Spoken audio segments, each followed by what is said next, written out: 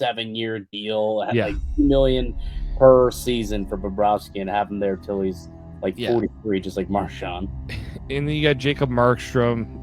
Like the options just are not plentiful. And so like if you're Stolarz, you can say, well, okay, if you're not going to pay me, then I'm just going to go to the open market where teams have shown that they're willing to spend money, especially on goalies, and he can do that. But I also think that if you're Stolarz, you just had your best year of your career in Toronto. Goalies tend to like the situation they're in and try to maintain that level of comfort. And at five leagues, this is probably why they're trying to get this deal done now. Mm-hmm. Because really, I know some people are like, oh, it's 1 year. Can he replicate it? I would rather bet on my chances on Anthony Stolarz and what he can do versus what's out there. And if you have to pay in the $4 million range to get it done, you could do a lot worse with that money. I'll tell you that. Yeah, no, you're not wrong. It's like that number is not a bad one to look at. Why don't we take a quick break? We'll come back. We'll look at some comparables from some other tandem goalies around the league that Stolarz could be pointing to in terms of what he wants on his next contract and maybe what we think is a fair deal for both him and the Maple Leafs. And could another goaltender be in the mix for the Maple Leafs this upcoming year? We'll talk about that next. From the Locked On Leafs podcast, part of the Locked On Podcast Network. It's your team every day. The NFL season is here, and FanDuel is making sure you're ready for kickoff with a can't-miss offer. Right now, new customers can bet just $5. If your bet wins, we get $300 in bonus bets to use across the app. I love using FanDuel. It fits however I like to bet, whether I'm betting on player props, building a same-game parlay, jumping in on some live same-game action. It keeps the game exciting, whether you're watching your team or just keeping an eye on your fantasy lineup. It's quick, it's easy, and the best way to add a little bit more energy to your Sundays. So you're ready to play? Download the FanDuel app by visiting FanDuel.com to get started. That's FanDuel.com to place your first $5 bet.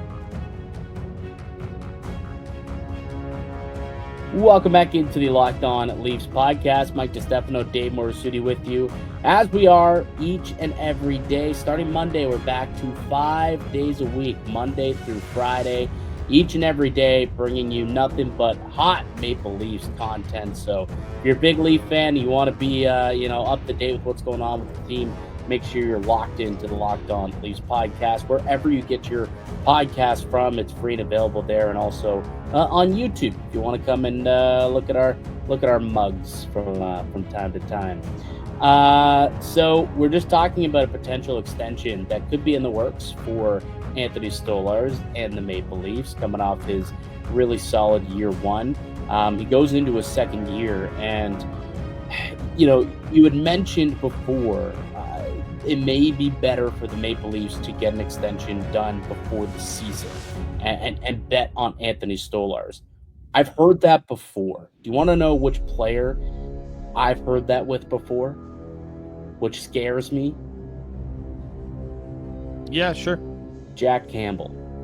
That was exactly going to be How many times after the first year he was with Toronto, and even the first 2 months of the season when he was with the Maple Leafs, did we come on here and say, man, they should sign Campbell. Campbell deserves an extension. He was an all-star that final year he was there.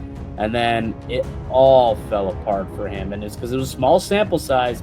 When the sample size grew, it all fell apart. Once one thing happened, and the next, and the next, and before you knew it, it was not a good scene in Toronto. So, and then he walks via free agency. Somehow Edmonton decides to give him a boatload of cash, and now he's a free agent after being bought out and sat in the minors for a couple of seasons. So that's the one thing that I think you do worry is sample size with Stolarz. Now, he has been, in the NHL for quite some time. When you do look at his body of work, he has had 142 starts in the National Hockey League. He's been a backup, for the last 4 years full time, I guess you could say, at the NHL level, including last year. So maybe he's broken through, and you like, what you've seen a little bit more, especially what you saw from him in the playoffs last season. But that is one name that does kind of sit, sometimes sits rent free in the back of my head when I'm thinking about paying goaltenders who do not have a large body of work under them. Yeah, and like I think when you look at the goaltending market, especially, Jack Campbell's a fascinating one, just because I remember how could the Leafs let Campbell go after he had such a decent year, and he looked like he was like finally putting it all together, and then you see the contract that the Oilers gave him, and you're just like, yeah, no, I don't know, that's fine. Like, you're good to let him go, and like it was justified. You have to in some way kind of look at what Stolarz did and say, okay, you're the amount of games, that's the worrisome part, but the production was there, and everyone talks about the playoffs and how different it might have been if he didn't get hurt. But I just think that the alternative is what worries me more. If you don't keep Stolarz, like Joseph Woll, you're comfortable, at least you have him, but he's got his own injury history. You haven't really developed somebody behind those two to say, okay, no, you can let Stolarz go and bring up a Dennis Hildeby. Like, we're not at that stage yet. Yeah, I agree. And I'm not saying not to bring back Stolarz or that I'm worried about it. It's just, if you can wait sometimes, wait one more year and see if something else, or wait and see if it works out well, because it could go the other way at some point too. But when you look at a contract for Anthony Stolarz, like, what does that look like for you? What do you think is a fair market deal for both sides at this point?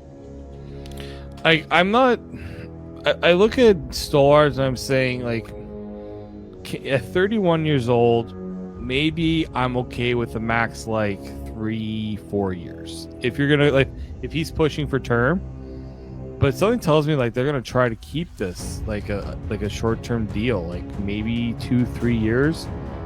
And I'm saying in about the $4 million range. Like, I'm comfortable with 4. When you get to the 4.5, 5.